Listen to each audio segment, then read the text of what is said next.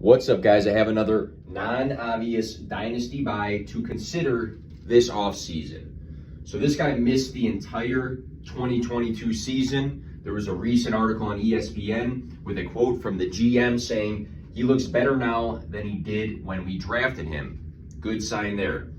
In college, this guy in his final season, you can see through some of his games here, 13 catches for 150 yards, 10 for 173 and a touchdown, 11 catches for 121 and 2 touchdowns, 7 catches for 117 yards and a touchdown.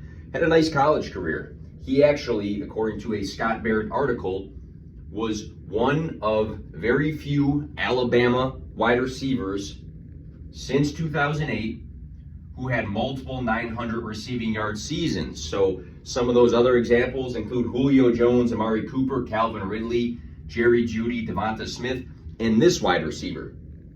This team is set to draft a major upgrade at the quarterback position. My buddy Kevin Coleman mentioned this guy. He studies prospects in another podcast that we linked up on. I don't like Kevin, but I'll take his word on this as well. But we have a guy whose price is probably not very high. There is some risk because he did miss that entire season, but had a good college career. I think he could be in line to be an important target in the offense that he is. Who's the guy that I'm talking about? It's going to be John Mechie.